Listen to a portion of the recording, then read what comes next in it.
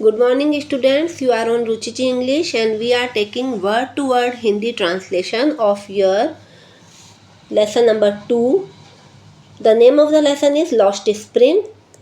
The book's name is your main reader of 12th class Flamingo. तो जब अनीश चंग जो लेखिका हैं इस लेसन की लॉस्ट स्प्रिंग की, वह कहती है कि जब मैं स्कूल खोलूँगी तो क्या तुम उसमें पढ़ने आओगे, तो here is the answer. Sahib Alam जो है वो क्या जवाब देता है, देखिए। यस ही सेज, वह कहता है हाँ। स्माइलिंग ब्रॉडली, खुलकर मुस्कुराकर वह ये बात कहता है। A few days later I see him running up to me, is your school ready.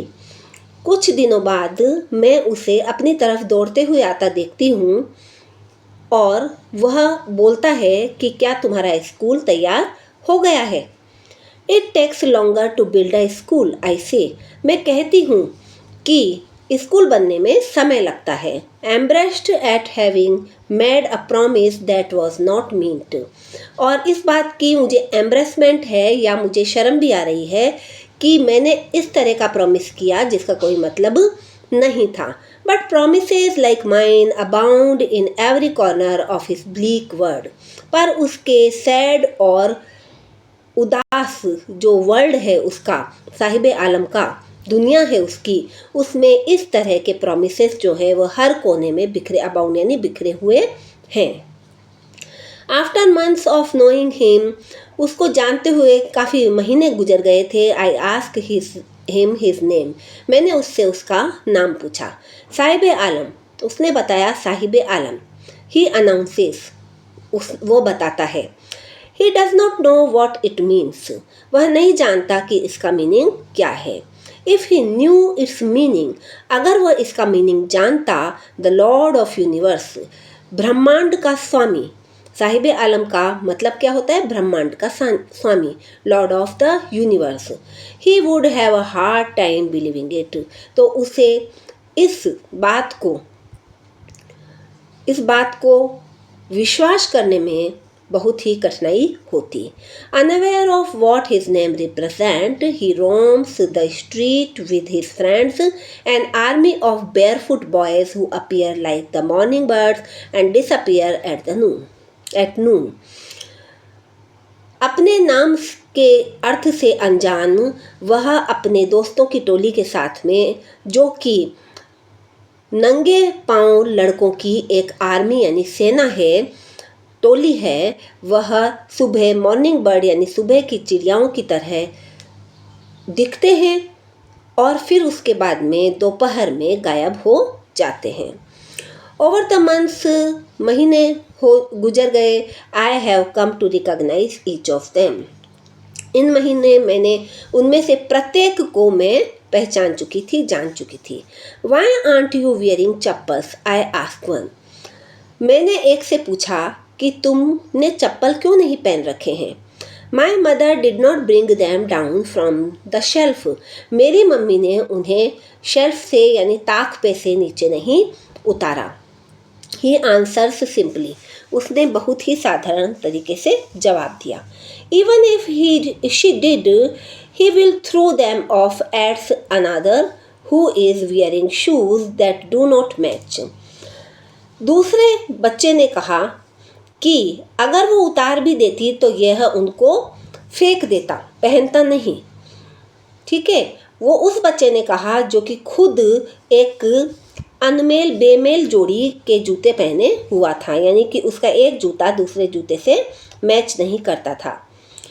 When I comment on it, जब मैंने उसे ध्यान से देखा, he shuffles his feet and says nothing, उसने अपने पैरों को आगे पीछे छुपा, जैसे कि वो पैरों को छुपाना चाहता हो, इस तरह से शफल किया और वो कुछ भी नहीं कहता। I want shoes, मैं जूते चाहता हूँ। Says the third boy, तीसरे लड़के ने कहा। Who has never owned a pair all his life, जिसने कि अपनी पूरी जिंदगी में एक जूते का जोड़ा भी नहीं रखा है, उसके पास एक जूते का जोड़ा भी नहीं है। Travelling across the country, I have seen children walking barefoot in cities on village roads, पूरे कंट्री में भ्रमण करने पर पूरे देश में भ्रमण करते हुए मैंने कई बार अक्सर ये देखा है कि बच्चे जो हैं वह नंगे पैर रहते हैं, शहरों में भी और गांव की रोड्स पर भी मैंने उन्हें देखा है, गांव की सड़कों पर भी। It is not lack of money but a tradition to stay barefoot is one explanation. यह जो है वह मनी की कमी यानी पैसे की कमी नहीं है, परंतु यह क्या है, ट्रेडिशन की तरह है कि बेयरफुट रहना यानी नंगे पैर रहना एक ट्रेडिशन बन गया है। यह एक्सप्लेनेशन है कि यह एक इसकी व्याख्या भी है कि कई लोग ये समझाने की कोशिश करते हैं कि यह पैसे की कमी नहीं है बल्कि एक ट्रेडिशन है। आई वंडर, मैं सोचती हूँ, if this is only an excuse to explain away a perpetual state of poverty. ये आपके एक्सप्रेशन जो हमने पढ़ा था वो यहाँ पे आपका यूज़ हुआ है। मैं सोचती हूँ कि यह एक बहाना है एक्सप्लेन करने का, समझाने का, कि वह ये छिपाना चाहते हैं कि उनकी जो स्थिति है वह गरीबी की स्थिति, वह स्थायी स्थिति है, यानी कि वह स्थायी रूप से गरीब हैं, इसलिए वह चप्पल नहीं पहनते हैं पर उसको ट्रेडिशन का नाम देते हैं। I remember a story a man from Udupi once told me. मुझे एक स्टोरी याद आती है, कहानी याद आती है। एक आदमी, उडुपी का आदमी, जिसने मुझे ये कहानी बताई थी। As a young boy he would go to school past an old temple where his father was a priest. जब वो छोटा था तब वह अपने स्कूल जाता था तो उसके मंदिर के पास से होते हुए गुजरता था, यानी उसका स्कूल के पास में एक मंदिर पड़ता था। Where his father was priest, वहाँ उसके पिताजी जो थे वो पुजारी थे।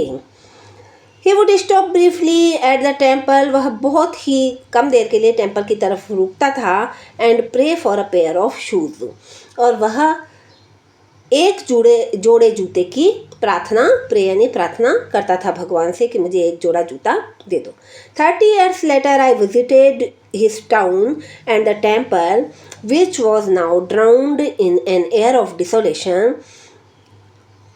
30 साल बाद आई विजिटेड, मैंने उसके टाउन और उसके उसी टेम्पल पे विजिट किया, यानी मैं वहाँ पर गई। Which was now drowned in the air of desolation, वह उदासी और वीरानी की, डिसोलेशन यानी उदासी और वीरानी के में घिरा हुआ है। वो जो स्थान है, वो जो जगह है, वो अब उदासी और वीरानी में घिरी हुई है। इन द बैकयार्ड में यानी पीछे के आंगन में, where lived the new priest, वहाँ पर एक नया प्रीस्ट रहता है टेम्पल का। There were red and white plastic chairs, और वहाँ पर रेड और वाइट जो है प्लास्टिक चेयर रखी हुई थी। तो here is the second part of this lesson. Lesson name is Lost Spring, the story of stolen childhood, and that's it for now. Bye.